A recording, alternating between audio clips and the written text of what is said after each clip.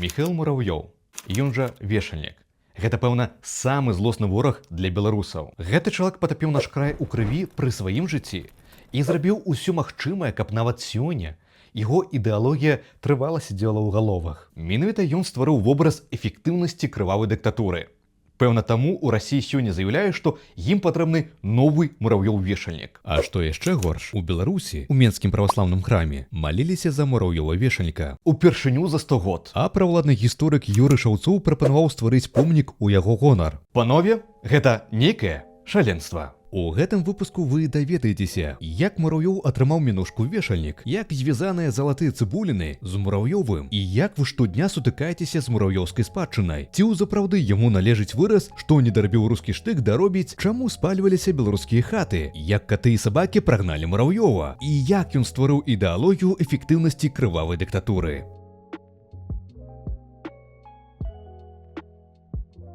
Мурав'ёў-вешальнік быў стваральнікам ідэалогіі крывавай дыктатуры. То бок, як трэба падаўляць народ, каб ён быў паслухмяным. Але фармаваў гэтую ідэалогію на працягу сваёй прафесійнай дзейнасці. Упершыню Мурав'ёў з'явіўся на нашай зямлі, не падчас паўстання Каліноўскага. Раней, спачатку ён быў прызначаным віцебскім губернатарам, потым магілёўскім, а затым гарадзенскім. Акурат у той перыяд ён і атрымаў сваю мінушку, ды пачаў крывавае ўзыходжанне. Мурав'ёў прымаў удзел у задушэнні паўстання 1830 года, занатоўваў і адпраўляў цару свае прапановы, як можна яшчэ больш эфектыўна дзейнічаць. Амаль усе яго прапановы ў далейшым былі рэалізаваныя. Так, паводле прапановаў Мурав'ёва, была скасаваная дзейнасць статутаў і замененая на расійскае заканадаўства. Спярша ў віцебскай і магілёўскай губерніях, а потым і ў астатніх. А гэтаксама быў зачынены Віленскі універсітэт. І тутака мы плаўна падыходзім да моманту, калі Мурав'ёў уласна і займеў мінушку вешальнік. У 1833 годзе ў горадні ішоў судовы працэс над кіраўніком аднаго з паўстанцкіх атрадаў, Міхаілам Валовічам. Суд прысудзіў яму да 8000 шпіцрутынаў. Гэта калі абвінавачанага праганяюць скрозь шэраг як мінімум 100 жаўнераў, дзе кожны б'е спецыяльным прытом. Мурав'ёў парупіўся, каб змягчыць Валовічу пакаранне на шыбеніцу. Прычым зрабіць гэта як мага хутчэй і публічна. Пасля пакарання цела паўстанца ўначы перавезлі ў невядомае месца і закапалі такім чынам, каб не было над ім тайных маленняў. Такім чынам Міхаіл Валовіч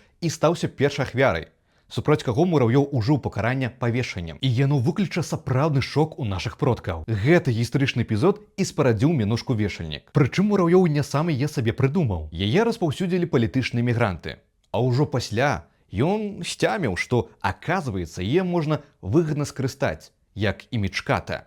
Ён гэта рабіў свядома і мэтанакіравана. Па задушэнні вызвольнага паўстання 1830-х гадоў Мурав'ёў вярнуўся ў Расію. Там ён будуе сабе кар'еру, праслаўляецца як заўзяты карупцыянер і трапляе ў няласку імператарскага двара. Так, свае ж недалюблівалі Мурав'ёва за яго крывавыя метады. Самае іранічнае, што нават унук таго самага Суворава, які задушыў вызвольнае паўстанне Тадзеуша Касцюшкі і ўчыніў разню ў Варшаве, называў Мурав'ёва людаедам. Але такую асобу трымалі побач, бо свае рукі пэцкаць кроўю неяк не хочацца. Таму такую працу можна перадаць іншай асобе з адпаведным іміджам. Вельмі зручна. І яго крывавыя паслугі спатрэбіліся. У нашым краі ў 1863 годзе выбухнула вызвольнае паўстанне. Тагачасным генерал-губернатарам быў Уладзімір Назімаў. Той лічыўся расійскім лібералам, размаўляў польскую мовою, ды не цураўся бавіць час з мясцовай шляхтай. А няго ж, такімі сродкамі паўстання не задушыш. Таму яго замяняюць на Мурав'ёва. Цяпер ён становіцца генерал-губернатарам паўночна-заходняга краю. Так афіцыйна называліся нашыя землі ў складзе расійскай імперыі. Гэта яшчэ адзін рэпрэсіўны метад асіміляцыі нашага народу. То бок забараніць уласную назву і навязаць безназоўную. Нібыта гэта проста чарговая расійская губерня. І як толькі Мурав'ёў уступіў на сваю пасаду, то ж першай ахвярай яго тэрору стаў ксёндз Станіслаў Ішора. Мінулы губернатар прысудзіў таму расстрэл з мэтаю, каб новы губернатар пачаў сваё кіраванне з памілавання, каб увайсці ў давер да мясцовага насельніцтва. Такая была практыка. Але ж Мурав'ёў прыехаў не для таго, каб падабацца мясцовым. Ён замяніў расстрэл на шыбеніцу. Станіслава Ішору павесілі на Лукійскім пляцы ў Вільні. І гэта зусім не выпадкова, што першую ахвяраю стаў прадстаўнік касцёла. Гэта мела вялікае значэнне. Але давайте па парадку. Метады Мурав'ёва ў дачыненні да нашага краю гуртаваліся вакол наступных ідэй: выкарыстоўваць вайсковую сілу ў задушэнні, праводзіць русіфікацыю, выхоўваць новае лаяльнае да Расіі пакаленне і знішчыць каталіцкі касцёл. Наконт касцёла вы зараз цяміце. Пагляньце на гэты прыгожы касцёл у Мёрах. Муравёў асабіста пасля задушэння вызвольнага паўстання 1830-х гадоў загадаў адабраць касцёл у каталікоў. На нашае шчасце яго перавялі на іншую пасаду, і касцёл застаўся. Але ж гэта быў толькі пачатак. Акурат касцёл на нашай зямлі захоўваў сваю незалежнасць ад свецкай улады і ў рэлігійных справах. Бо ў 1839 годзе, згодна з ініцыятывай Йосіфа Семашкі, яшчэ аднаго ратыфікатара нашага краю, гвалтоўна скасавалі Берасцейскую унію, а гэта уніяцкая царква, а праваслаўная падпарадкоўвалася маскоўскаму патрыярхату. Муравёў цяміў, куды трэба біць. Таму ён абрынуў рэпрэсіі супроць касцёла. Ён загадаў закрыць дзесяткі касцёлаў і кляштараў. 7 ксяндзоў былі пакараныя смерцю, 36 засуджаныя на катарку, а 150 высланыя за межы краю. І ўсё толькі таму, што тыя спачувалі паўстанцам. Дарэчы, я ўжо рабіў выпуск пра рэлігійную акупацыю Беларусі. Можаце зірнуць пасля гэтага выпуску. Спасылка ў апісанні. А калі вам падабаюцца мои выпускі, то ж вы можете падтрымаць іх выхад, падпісаўшыся альбо на Patreon, альбо на спонсарскую падпіску на Ютубе. Гэтаксама цяперка я стаў яшчэ ладзіць і тэматычныя трансляцыі. Тож, усё гэта стала магчымым толькі дзякуючы вам. Шчыры дзякуй.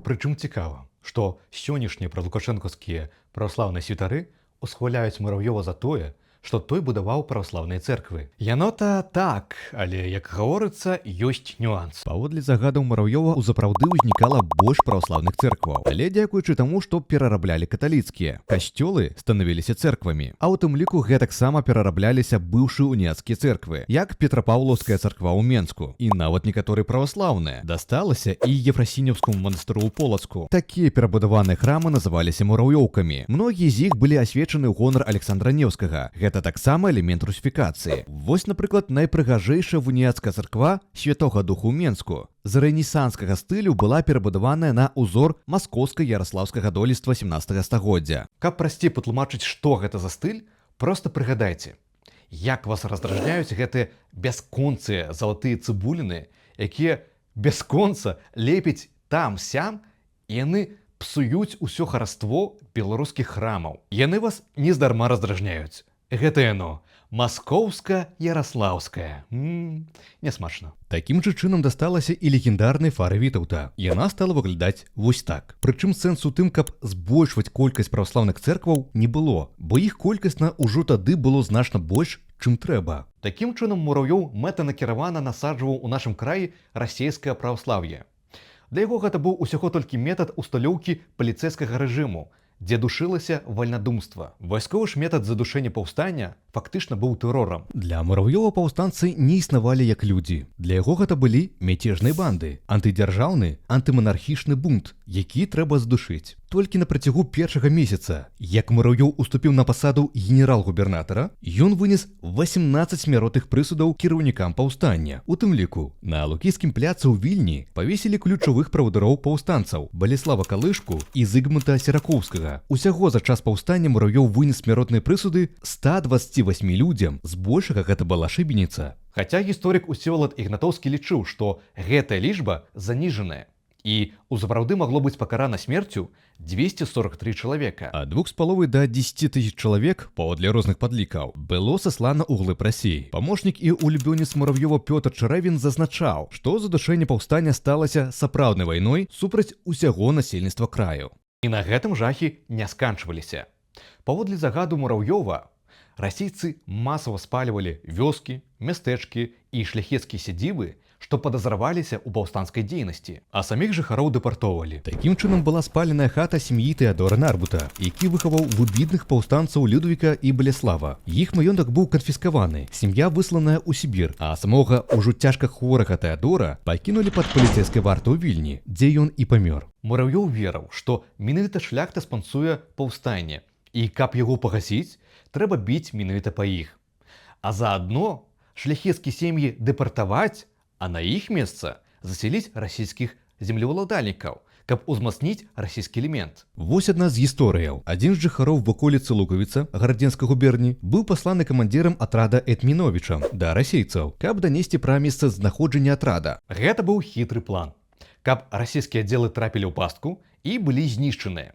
Што ў рэчаіснасці і адбылося. За гэта ваколіца лукавіцаў была спалена ў прысутнасці жыхароў. Казалі, што светла ад полымя нават было ў Бельску, а затым жыхароў вывезлі ў турму да Санкт-Петербургу і Вільні, а іх маёмасць распрадалі на аўкцыёне. Дарэчы, у горадзе захаваўся дакумент пра продаж на тым аўкцыёне маёмасці спаленай ваколіцы. Таксама Мурав'ёў прыдумаў новшыства. Калі арыштоўвалі паўстанца, то ў дакідку яго абвінавачвалі ў здзяйсненні розных крымінальных злачынстваў, крадзяжы, гвалце, рабаўніцтве і іншым. І далі хаматары, што той мог гэтага не здзяйсняць. Проста рабілася фальсіфікацыя. Такі ж метад сёння выкарыстоўвае і лукашэнкаўскі рэжым у лепшых мурав'ёўскіх традыцыях. Сам жа Мурав'ёў пачаў так рабіць па адной прычыне. У той час вышэйшая мера пакарання магла быць ужытая толькі да тых асобаў, што абвінавачваліся, акрамя паўстанцкай дзейнасці, яшчэ і ў крымінале. Метады Мурав'ёва дзейнічалі. Бясконцы арышты, спальванне маёмасці, дэпартацыі ў сапраўды запужалі многіх памешчыкаў і шляхту. З гэтай прычыны Кастусь Каліноўскі і стаў правадыром паўстання ў нашым краі. Бо праз страх і няспынныя арышты шэрагі чальцоў аддзела кіраўніцтва паўстанняў у Літве так парадзелі, што прыйшлося ўключыць у свой склад Каліноўскага. Хаця на пачатку ўключаць яго не хацелі, бо нато ён быў сваявольным. А потым Каліноўскі дык увогуле узначаліць гэты аддзел. Праўда, што ён і сам стане ахвярай мурав'ёўскага тэрору. Вось прысуд Каліноўскаму. Тут напісана «казніць смерцю расстраляннем». Мурав'ёў дапіша алоўкам «сие верно, но казніць павешаннем». Наш нацыянальны герой быў павешаны на Лукійскай плошчы, а яго цела схавана так, каб не змаглі знайсці. Праўда, што дзякуючы прыродзе, знайсці яго мы ўсё ж такі змаглі. Так што дулі на табе ад Барадуліна, Мурав'ёў. У 1865 годзе Мурав'ёва звальняюць з максімальна магчымымі ушанаваннямі. Ён вярнуўся ў Петербург, дзе з рук імператара атрымаў узнагароды і графскі тытул. А каб захавацца ў памяці нашчадкаў, выдаў мемуары, нататкі пра кіраванне паўночна-заходнім краем і падаўленне ў ім бунту. Гэтую кнігу з каментарамі ад літаразнаўцы Александра Федуты я публікую ў сваім тэлеграм-канале. Падпісвайцеся. Калі коратка, то гэтыя мемуары ствараюць вобраз гэтакага беднага старога графа, які ахвяраваў усім здароўем, рэпутацыяй, дзеля ўратавання айчыны і няўдзячнага цара. І яно спрацавала. Гэтыя ўспаміны актыўна тыражыраваліся ў расійскім грамадстве. Як вынік, акурат такі вобраз Мурав'ёва і жыве ў свядомасці пра лукашэнкаўскай і прарасійскай эліты. Дарэчы, знакаміты выраз «што не дарабіў рускі штык, даробіць рускі чыноўнік, руская школа і рускі поп», хоць і адпавядае таму, што рабіў Мурав'ёў, але не з'яўляецца яго цытатай. Вось дык неспадзяванка. Яна належыць адданаму мурав'ёўскаму прыхільніку, а заадно і куратару Віленскай навучальнай акругі пасля падаўлення паўстання Івану Карнілаву. Гэта таксама быў метад прасоўвання вобраза генерал-губернатара. Пасля задушэння паўстання на беларускай зямлі дзейнічалі асабліва жорсткія законы. Забаранялася друкавацца і размаўляць у дзяржаўных установах на беларускай мове. Няможна было адкрыць беларускай школы. Была забароненая сама назва Беларусь, і друк дазволілі толькі ў 1905 годзе. А ў Вільні быў усталяваны помнік Мурав'ёву. Праўда, у спакоі помнік так і не пабыў. Аднойчы віленская моладзь абклала помнік трыбухой і кішкамі і заадно абліла знізу да гары валер'янкай. Што там рабілася далей, гэта было проста нешта. З усяго гораду зляціліся сабакі і каты. І той пах, той водар, які стаяў, ён быў невыносна моцным. Пасля гэтага каля помніка паставілі вартавога, а падчас Першай светнай вайны яго так зусім дэмантавалі і вывезлі ў глыб Расіі. Помнік-то вывезлі, але метады, вобраз і ідэалогія Мурав'ёва, на жаль, Беларусь яшчэ не пакінулі. Таму дасылайце гэты выпуск сваім сябрам і сяброўкам, каб яны ведалі, кім сапраўды быў віленскі генерал-губернатар. Яшчэ пачуемся. Шчыра дзякуй за прагляд. Калі вы жадаеце падтрымаць канал, то далучайцеся або да патрыёну, або да спонсарскай падпіскі на Ютубе. Шчыра дзякуй усім маім патронам. Дзякуючы вам я маю магчымасць выпускаць новыя відэа, палепшаць якасць і агулам развіваць свой YouTube канал.